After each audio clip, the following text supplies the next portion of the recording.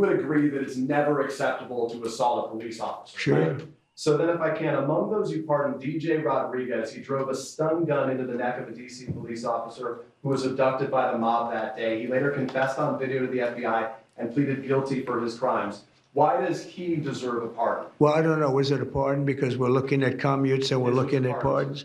Okay, well, we'll take a look at everything. But I can say this. Murderers today are not even charged. You have murderers that aren't charged all over. You take a look at what's gone on in Philadelphia. Take a look at what's gone on in L.A., where people murder people and they don't get charged. These people have already served years in prison. And they've served them viciously. It's a disgusting prison. It's been horrible. It's inhumane. It's been a terrible, terrible thing. Pay attention. After Donald Trump pardoned violent criminals that assaulted police officers, he flippantly dismissed the principle he just claimed to have about not assaulting officers. Well, that's what fascists do. Crime is only a crime when they say it's a crime. As I've long said, you guys back the blue. How do you justifiably say that when Trump just pardoned a bunch of violent January 6 rioters who attacked Capitol Police? And if those rioters come to the Capitol, will you welcome them back here?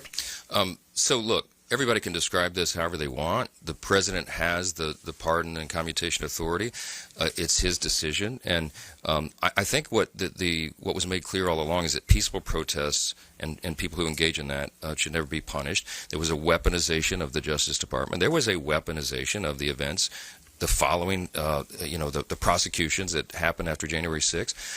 It was a terrible time and a terrible chapter in America's history. The president's made his decision. I don't second guess those. And yes, it's kind of my ethos, my worldview. We believe in redemption. We believe in second chances. If you would argue that those people didn't pay a heavy penalty, having been incarcerated and all of that's up to you. But the president's made a decision. We move forward. There are better days ahead of us. That's what we're excited about. We're not looking backwards, we're looking forward. And fascist enablers in power, like Speaker Mike Johnson, twist themselves into pretzels to endorse any and everything the fascist leader decides. The president's made his decision. I don't second guess those. He also said, everyone can describe this how they want. No, actually they can't. There's a very clear reality.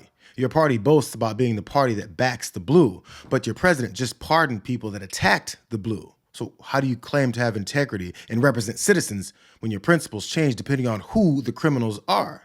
And keep in mind, Mike Johnson said they're not looking backwards. They're only looking forward.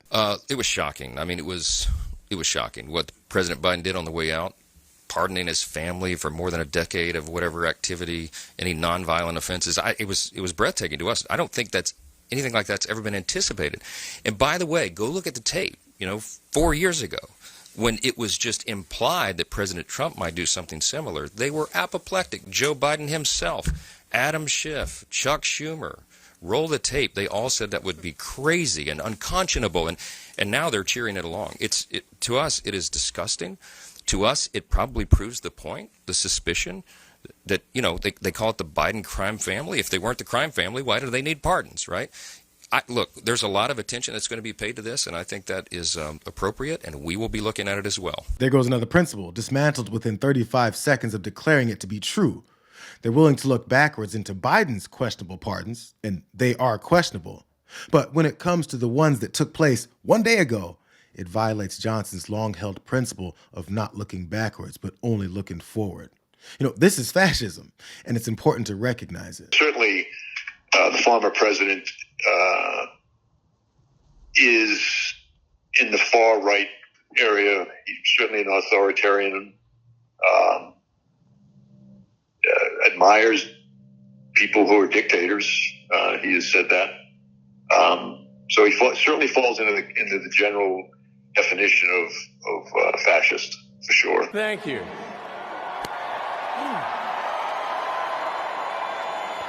There's now a certain kind of police officer that Donald Trump and his movement hates. The kind that disrupts his objectives. But I think the reason the timeline is so critical here, because going back to your influence, in that 3 hours, over 140 officers were injured that day.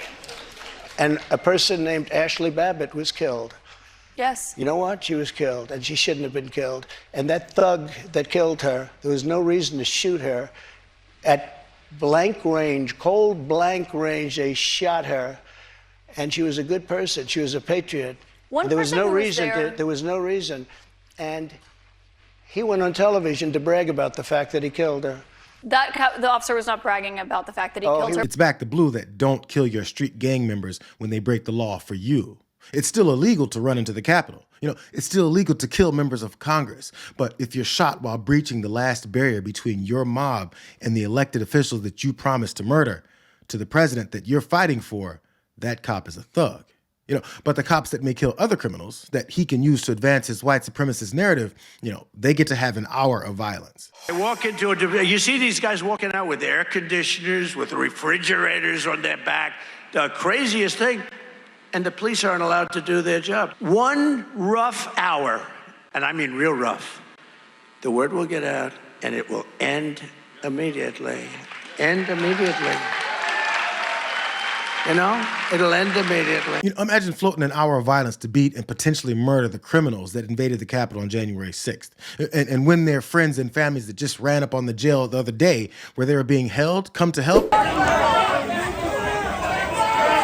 Stop! Box this down!